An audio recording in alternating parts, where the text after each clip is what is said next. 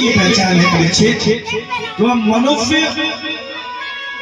जिसके अंदर तप हो, दया हो, दान हो, प्रेम की भावना हो।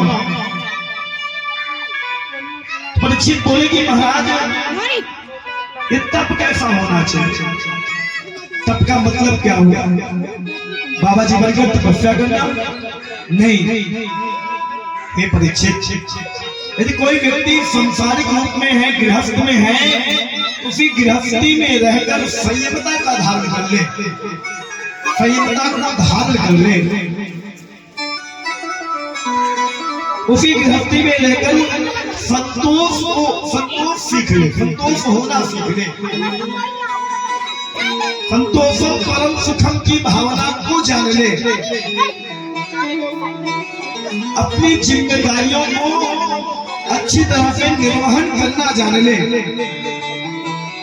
हे परीक्षित, वही व्यक्ति संसार में सबसे अच्छा, वही संसार में सबसे अच्छा मनुष्य है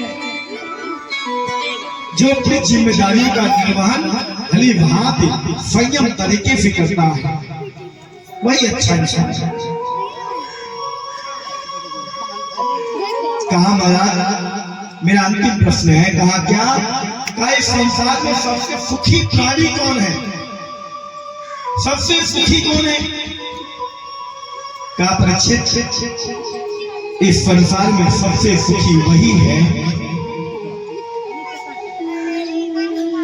जो संतोष परम सुखम इस मंत्र को धारण करे। व्यक्ति के अंदर लालच अगर आ गई फिर वो सुखी नहीं है। अगर व्यक्ति के अंदर संतोष करने की क्षमता आ गई, जो प्राप्त है वही पर्याप्त है, इस जीवन को धारण करने वाला व्यक्ति ही इस संसार में सबसे ज्यादा सुखी है।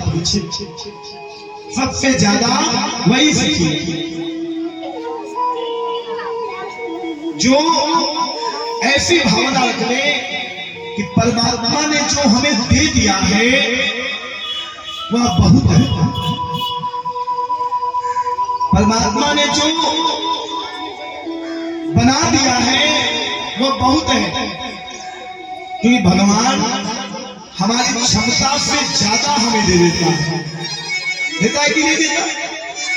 देता है ना, हमारी क्षमता से ज्यादा। हे नाथ दिया तुमने जो फल पाया नहीं सोए, ऐ फल पान सको मोहि माया, तो फल ध्यान हो। क्या है भगवान, आपने वो फल दे दिया जो मेरी शरीर की माया उस फल को पाने के योग्य भी नहीं है।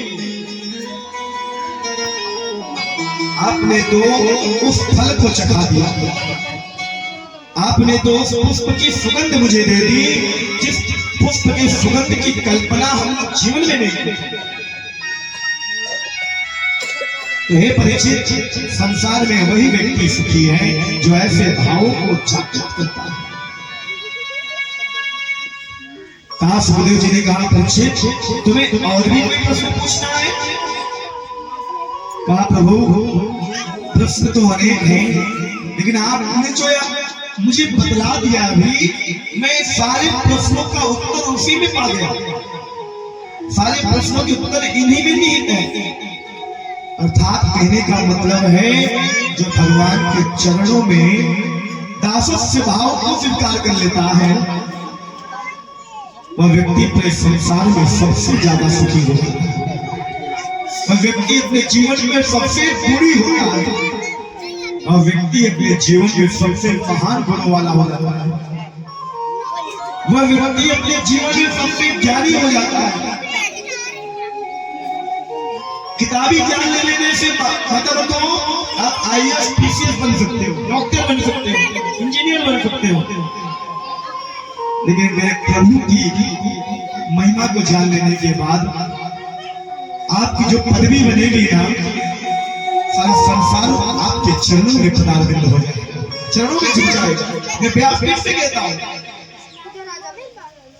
देखो आईएएस पीसीएस बनने के बाद, डॉक्टर बनने के बाद आप सारे संसार में झुक सकते हो, एक बार आपको झुकना पड़ सकता है, लेकिन जो मेरे प्रभु के चरणों में झुक जाए उसे कहीं झुकने की आवश्यकता नहीं पड़ता। बोल वृंदावन बिहारी लाल